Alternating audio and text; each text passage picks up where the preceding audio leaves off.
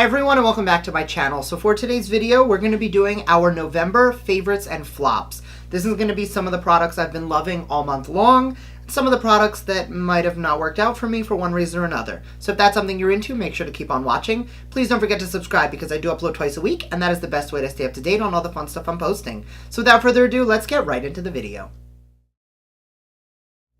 So I'm going to just get this out of the way now. I recently got a new microphone for my camera, for my filming setup, and I filmed this video and honestly, it was not audible at all. So I will be posting in the upcoming days, weeks, whatever, a full review on the Morphe James Charles palette, and it is beautiful. I have loved it. I will... When the review finally comes out, I will link that here. It might be going up before this, but honestly, I'm not too sure. Either way, I have been loving it. When I did my review, which I actually filmed today because I did have to film it twice, I hated that so many people dipped into the palette. They used like 4 shades and then they said how beautiful the palette was and how amazing it was. I have used this now 9 or 10 days in a row, and I've used pretty much every shade in here. So I'm going to give you the good, the bad, and the honest. But all things considered, it is definitely a hit for me and something I will be reaching for many, many times over. Next, this is a product that I keep forgetting to put in my favorites, but I have been loving it. It is from JCat Beauty. It is the Prismetal Chromatic Eye Mousse, and it is just a really pretty, it's like an interesting formula, but it is a mousse, and it does give you this really intense metallic sheen. I like to take this on the inner corner. I like to take it all over the lid. I like to use it as a base for powders. Honestly, it's just so pretty that I think you could do a million things with it. It is a little weird getting used to the texture because it, again, is like a putty mousse. But once you get over that, especially for the price, it is fabulous. Next, another product I did review recently, it is the Makeup Revolution Conceal and Define. I apologize for the quality of the video, but I am going to link it right here. It was the first video I filmed in the new studio, and the lighting was weird, but I think we have definitely figured it out. Let me know in the comments down below what you think of the new setup. But I have been wearing this basically nonstop. I did not use it today. However, pretty much since I used it for the video, with the exception of like twice, this is the foundation I've been using. I do wear it in F7. Next, this is from Seurat. This is the eyelash curler. And I know an eyelash curler is an eyelash curler, but I have been using this one from Shiseido for the better part of 2 years. They look very similar, but honestly, I don't know what voodoo witchcraft it is, but what this does for my lashes, it is literally just magic. And I am so sorry that I slept on it for so long because, again, the one I've been using from Shiseido is really good, and it's not a disappointment, and it's not a fail, and I did love it. This one is just so much better. Next up, this is from Beauty Blender. It is the InstaClean Waterless Sponge and Brush Cleansing Spray. I have lived by Cinema Secrets, and I think that I love it. However, I recently got this, and I'm really enjoying it. So, dirty brush, clean tissue. I'm just going to take a little bit and spray it right on top, and then just swirl. And you can already see that it is pulling all of the crap out of the brush.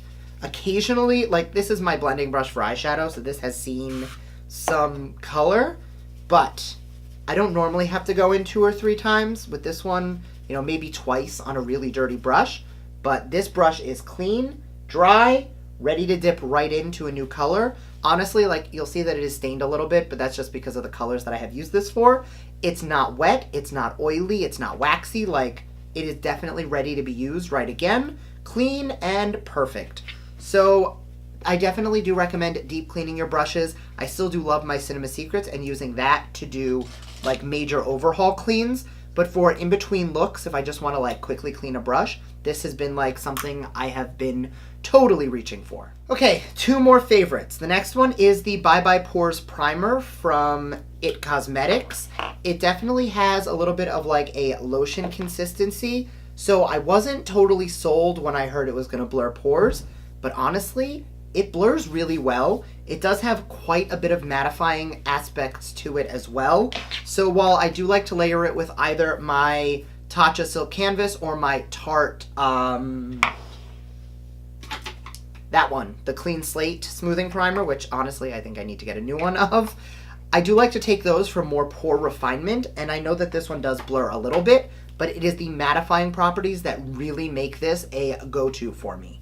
And the last favorite, this is from Stila Cosmetics. It is, I believe it's a Sephora exclusive, but it is Silver Lake, which is a highlighter that I think is so slept on. Everybody has raved about the one from Fenty, and honestly, like, this is basically the exact same thing. It is a beautiful, pearlized crystal glitter. There's no real pigment to it. It is just beautiful shine.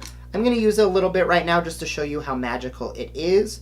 So I'm just going to tap my brush in a little bit, and I'm just going to add a little extra sparkle to the top of the cheeks.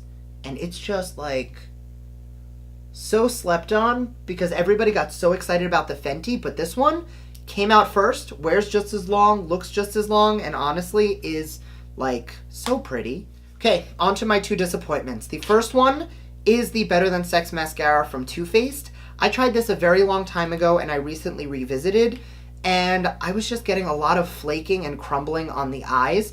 I do want to try it again and maybe not layer it up as much because I do like to give myself like 2 layers of mascara. I will give it a second chance, and I will make sure to leave a comment in the description box about how I feel it wore. But as of right now, this definitely did not work out the way I thought it would or should. And for all the hype behind it, like, I expected better. And the last item, this comes from Bobbi Brown. It is the Luxe Matte Lip Color in Semi Naked. I do love the color. I've only worn it twice. However, like, look at this. This is like my perfect nude.